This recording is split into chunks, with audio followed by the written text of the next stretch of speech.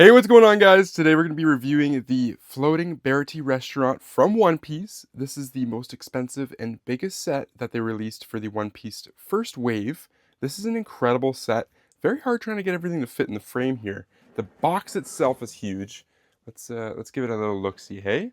So we've got a total of 3,402 pieces, as well as this set number is going to be 75640. They say it's 18 plus.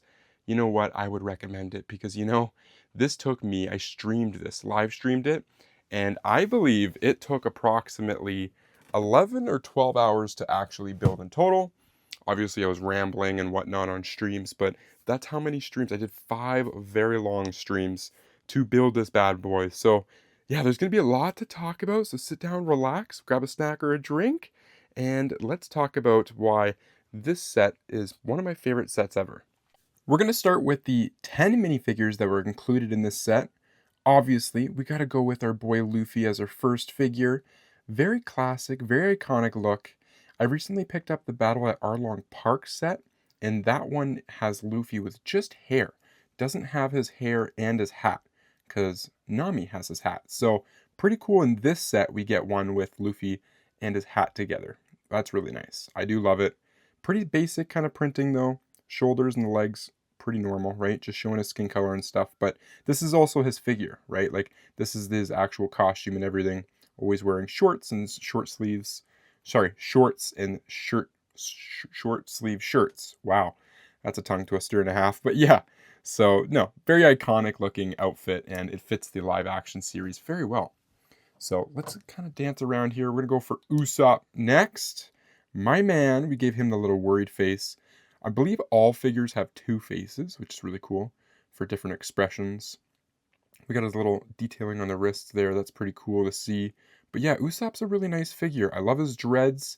This salmon pink color bandana is really honestly bringing out the colors here for this guy. I think it's actually kind of carrying him as a figure. It's really, really nice looking. But yeah, they did a great job with Usopp there. Of course, we've got Nami next. My gal, I love her hairstyle.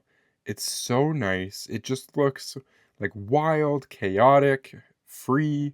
It's, flowing every which way. It's great. I love it. And again, another character with some short sleeve shirts, so we get to see some more of her skin color, which is pretty cool. So, yeah, nice little figure. Again, a little bit more on the basic side, but her oranges are really, really popping. We've obviously got the most scary hunter, Zoro. This is really, really awesome. He gets his 3 swords. Really interesting how they make that third one work. It's an actual molded piece there, connects through his neck, and then it actually looks like it's coming out of his mouth, which is really cool. It's like he's actually properly holding it. So they've done a good job that way, mimicking that style, but this is really, really nice. Zoro's a really cool character. His bandana's black in this one. I assume some different iterations or future Zoros will get with some different bandanas. So not bad of a figure. Again, not much going on the sides there either. This one too has just a basic black pant printing. So yeah, definitely maybe could have seen a little bit more of the Zoro, but it fits his costume well for the live action for now. Next up, we got Garp. Wow, I didn't expect to find this figure looking so legendary. Like, honestly, his spiky old man hair, his face is really what kills it. He does a great job. Look at the beards and everything there. You flip it around, he's got his serious face, which might even be cooler than him kind of with his teeth showing. Let's put it back on there. Oh yeah, just disappointed Garp. Look at that, legendary. Yeah, no, this is a really nice figure. Would have been cool maybe to get some detailing, like cufflinks or something like that on his arms. But aside from that, this is a real nice marine uniform that he's wearing. So that's kind of cool. Next, let's go with Zeph, our main chef. This guy's really awesome. One cool thing as well is you get a spare mustache piece. So if you wanted to add it to any other figures, do some kind of customizations, you have that option, which is really cool. I have the bag of part pieces for this set, and it's actually quite the baggie. So you got lots of little extras there and stuff to replace pieces in the future, which is really great. But getting back to Zeph, nice little chef uniform. I like the peg leg. It's good that they got that going on. Obviously, if you know the story, then you know why I'm mentioning the peg leg. But yeah, pretty good. He's got that flat top as well for his haircut. Fits very, very well. He's looking. He honestly almost looks more marine than any of the actual Marines themselves, which is kind of funny. Next, oh, you know what? I actually missed. Sorry, Sanji. I don't know. I was trying to go through the Straw Hats first and then get to the other guys. All right, we missed Sanji. He's in a chef uniform as well, which is really cool because his most classic uniform or costume is his black suit that he wears. So I think we'll get a lot of minifigures with that. So it's nice to get one with some cooking wear because we do know he spends a lot of time in the kitchen. So obviously, being the chef of the ship for the Straw Hats, he needs to have that uniform. So this is really nice to have. Again, I have a feeling they're going to have a lot of Sanjis in the future that are just going to be in black suits. So hopefully every figure kind of gets a bunch of different costume changes because even in the first season of live action, they had so many different costume changes. It was wild. So this is Helmeppo, one of the little junior Marines. I think he's a cadet is what they call him.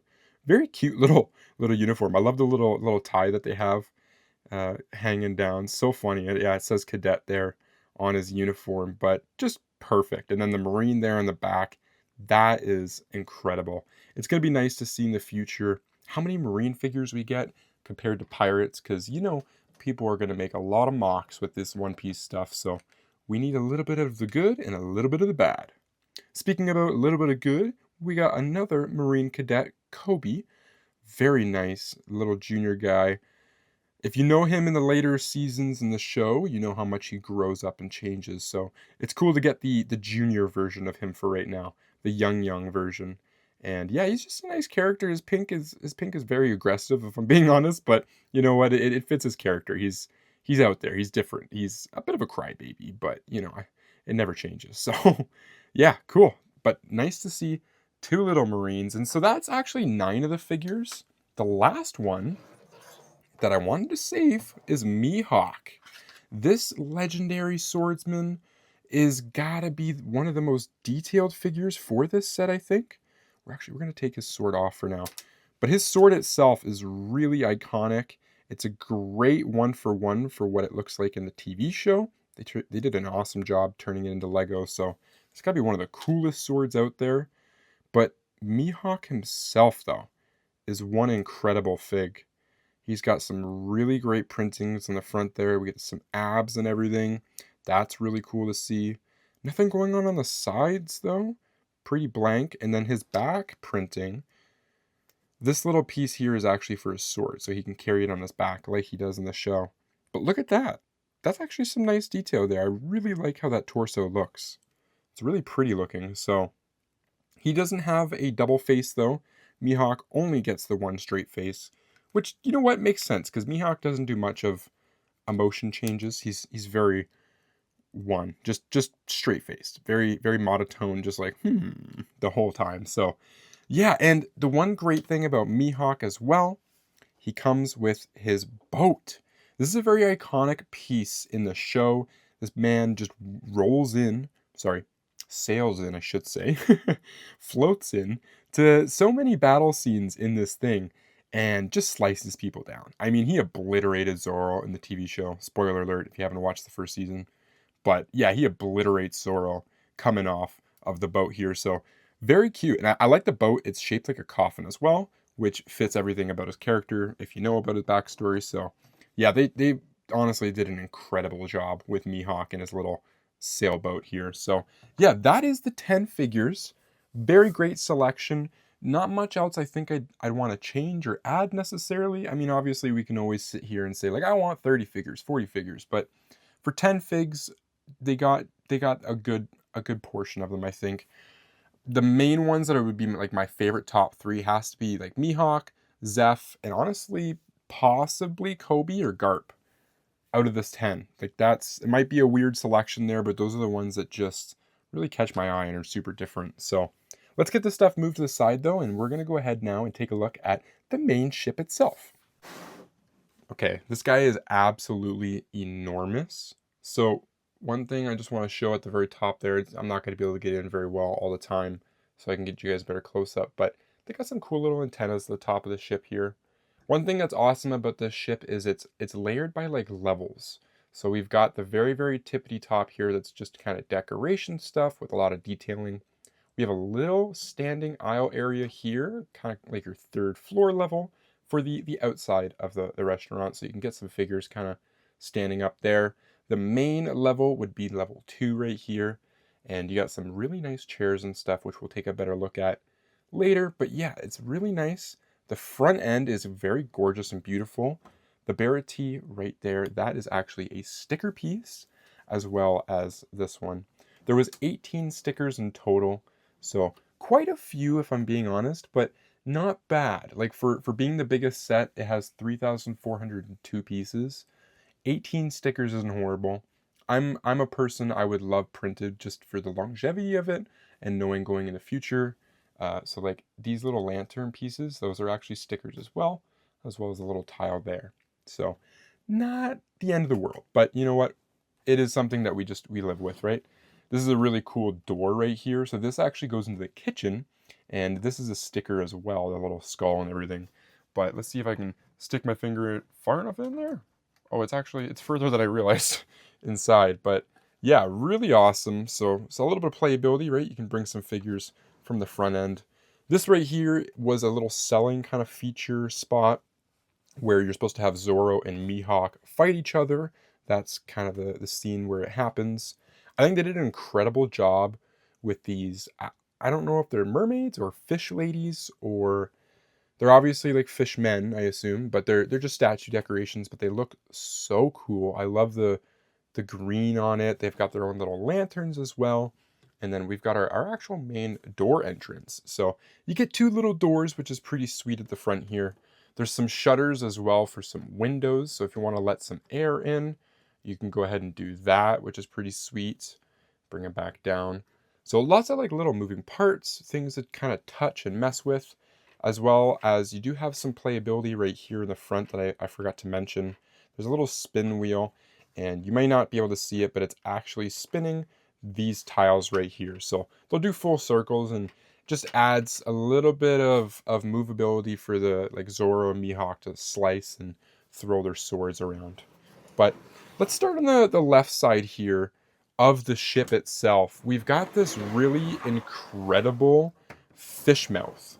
Now it's very hard to see inside, so we're gonna have to actually move the camera around. So forgive me for the chaotic angle changes, but you can see right there, it's not easy to see inside, but this is a little bar section. We've got the little table inside there. I think it's a really nice area. My issue being, and this is an adult issue, my hands are huge. I can't get my little fingies in there. I can't put a finger. Well, I could. I could almost get a finger in there. It's hard to try and move stuff around on the inside for me. But if you're a kid, obviously, you ain't going to have no problems. There is a really cool little wanted poster tucked up away. Let's see if we can rotate it right there. So we have a Luffy wanted poster where he's only got 30 million bounty berries. So pretty low for right now, right? The beginning of the show. Starting off pretty strong though. But yeah, let's just flip it so you can kind of see the other side there. And that's the back end of the bar. So I think it's really cool. The fish itself looks really nice. And I don't know if it's going to be a set and a piece that people are going to play with very often or move stuff around on the inside. Because again, it's hard to see in there. But the fish is just, it looks so hilarious. I love the mouth. The only thing that's a little unfortunate for me, and I don't know if it's the way I just built it or not, but it's a little wobbly. So do not grab by that. Actually, another tip, don't grab at all from the middle or up because you will tear it apart. I have learned the hard way that way by literally doing that exactly. I grabbed it by the middle and I just tore off the middle to the top end. So that was kind of funny. But yeah, here's a look at the back end. And this is the area in the section.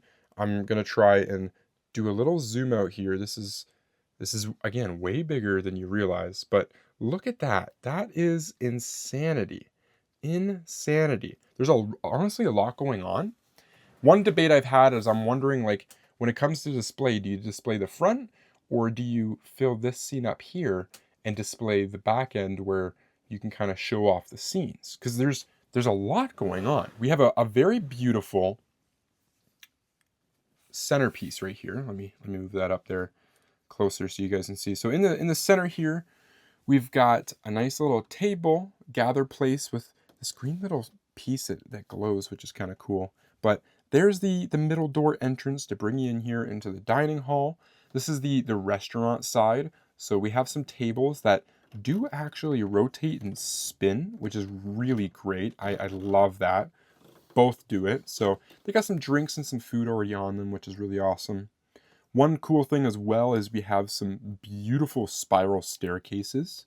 It killed me when I was actually making the staircases. It's so repetitive, putting the exact same pieces together almost 10 times each side. So that was kind of funny, kind of messing it up sometimes, but in the end result, it looks really, really nice. Like, it looks gorgeous.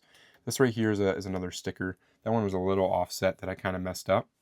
But yeah, I like how the stairs look. We got that cute little railing to go up there, so you can bring your figures up. They're right in the middle there. There's a standing spot where the stickers are for the portraits and everything.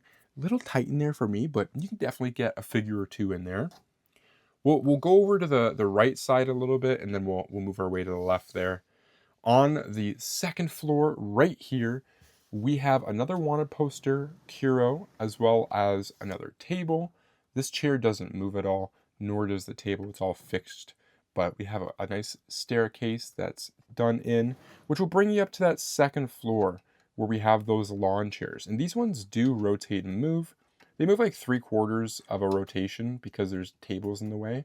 So they don't do a full 360, but very close to it. So the second floor is really nice looking. I do like it.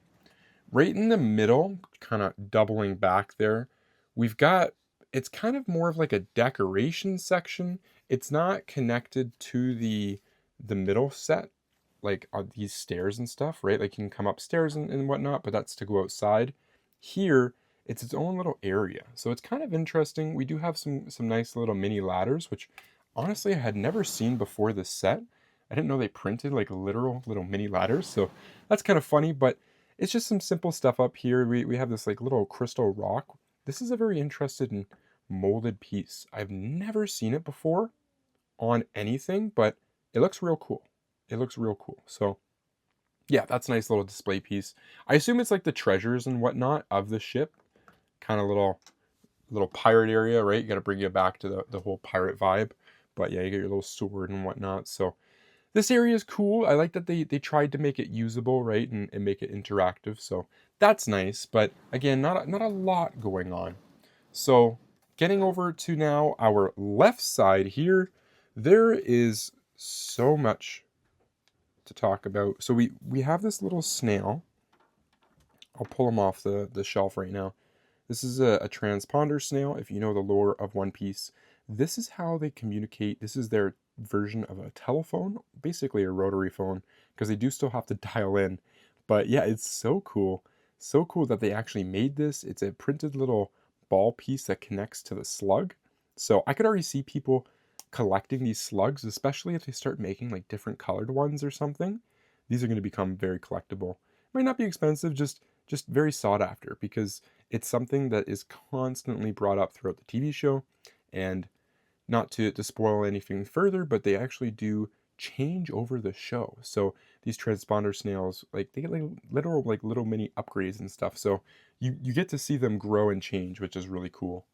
But next to it, this is like the little office section, probably for Zeph, I'm assuming, because you've got your desk with your little compass on it. This chair that rotates with a really nice little dresser set. No drawers or anything to open up there. Coming back towards the middle though, we have another poster. That one's for Gold D. Roger. And you've got some nice chairs, table. Those are the fixed again as well.